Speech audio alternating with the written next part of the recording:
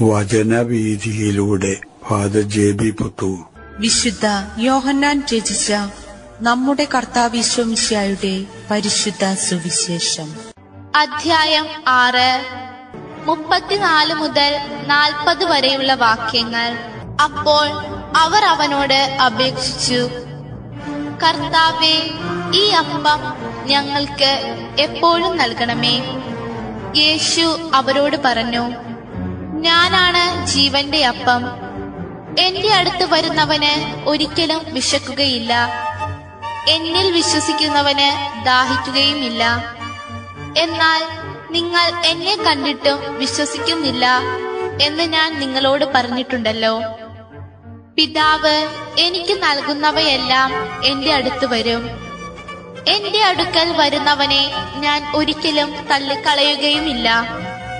ഞാൻ സ്വർഗത്തിൽ നിന്ന് ഇറങ്ങി വന്നിരിക്കുന്നത് എന്റെ ഇഷ്ടം പ്രവർത്തിക്കാനല്ല, എന്നെ അയച്ചവന്റെ ഇഷ്ടം നിറവേറ്റാനാണ്.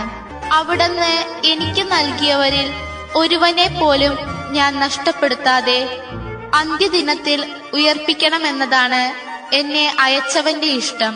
പുത്രനെ കാണുകയും അവനിൽ വിശ്വസിക്കുകയും ചെയ്യുന്നവനാരോ അവന് നിത്യജീവൻ ഉണ്ടാകണമെന്നതാണ് എന്റെ പിതാവിന്റെ ഇഷ്ടം.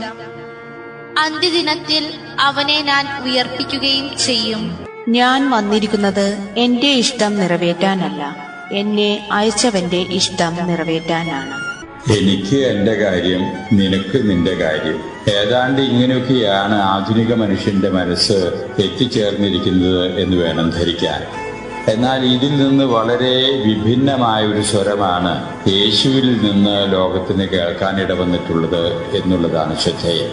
അത്ഭുതകരമായി തന്നെ അപ്പം വർദ്ധിപ്പിച്ച് ജനങ്ങളെ തീറ്റിപ്പോറ്റിയ യേശു ആ സ്ഥലത്തിൽ നിന്ന് പെട്ടെന്ന് അപ്രത്യക്ഷനായി എന്ന് കണ്ട ജനങ്ങൾ യേശുവിനെ തേടി കഫർനാമിൽ വന്നെത്തിയ ആ അവസരത്തിൽ അവരുടെ മനസ്സ് വളരെ ഉപരിപ്ലവമായിട്ടുള്ള രീതിയിൽ ചിന്തിക്കുന്ന ഒന്നായിരുന്നു എന്ന് കണ്ട് ആ ഉപരിപ്ലവമായ ചിന്തയിൽ നിന്ന് അവരെ ജീവിത യാഥാർത്ഥ്യത്തിലേക്ക് തിരികെ കൊണ്ടുവന്ന യേശു ഹൃദയത്തിന്റെ ഉള്ളിൽ അടക്കി വെച്ചിരിക്കുന്ന വളരെ ഹൃദ്യമായ ചില കാഴ്ചപ്പാടുകൾ വസ്തുനിഷ്ഠയോടുകൂടെ ഉള്ളു തുറന്ന് അവരുമായിട്ട് സംവദിക്കുകയാണ് ഇന്നത്തെ സുവിശേഷത്തിലൂടെ. ഈ സംവാദത്തിലൂടെയാണ് യേശു വ്യക്തമാക്കുന്നത്, ഞാൻ ഈ ലോകത്തിലേക്ക് വന്നിരിക്കുന്നത് എന്റെ ഇഷ്ടം നിറവേറ്റാനല്ല, എന്നെ അയച്ചവന്റെ ഇഷ്ടം നിറവേറ്റാനാണ്. എനിക്ക് തോന്നിയത് പ്രവർത്തിക്കാനല്ല ഞാൻ വന്നിരിക്കുന്നത്, എന്നോട് പറഞ്ഞത് ചെയ്യാൻ വേണ്ടിയാണ് ഞാൻ വന്നിരിക്കുന്നത്.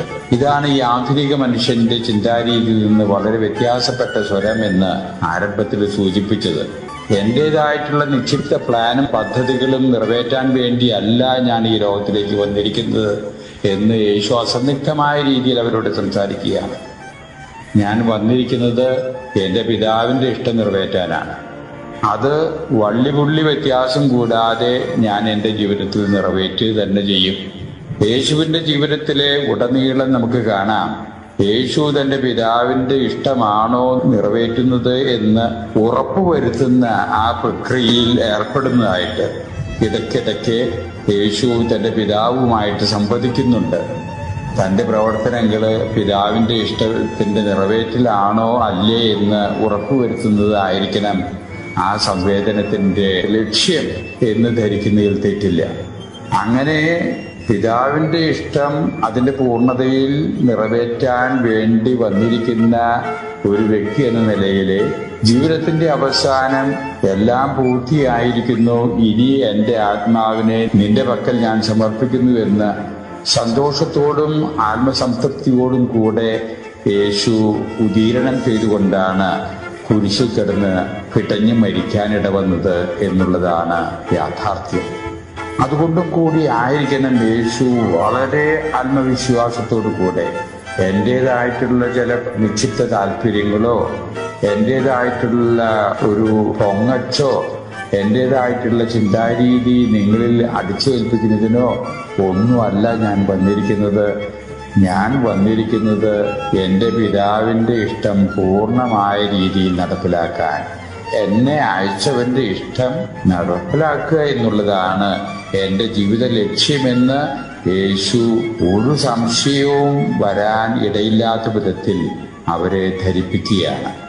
ഇങ്ങനെ നമുക്ക് നമ്മുടേതായിട്ടുള്ള ജീവിതത്തില് അത് അനുഭവിക്കാൻ ഇടവരികയാണെങ്കിൽ, എന്ന് വെച്ചാൽ നിയമാനുസൃതം നമ്മൾ അനുസരിക്കേണ്ടവരെ അനുസരിക്കുകയും അവരുടേതായിട്ടുള്ള കാഴ്ചപ്പാട്, നിയമാനുസൃതമായിട്ടുള്ള അധികാരികളുടെ കാഴ്ചപ്പാടനുസരിച്ച് നാം പ്രവർത്തിക്കുകയും ചെയ്തു എന്നുള്ള ഉത്തമ ബോധ്യം നമുക്കുണ്ടെങ്കിൽ നമുക്ക് തീർച്ചയായിട്ടും ആത്മവിശ്വാസവും ആത്മസംതൃപ്തിയും നമ്മുടെ ജീവിതത്തിന്റെ കൈമുതലായിട്ട് ഉണ്ടാകും എന്നുള്ളതാണ് സത്യം.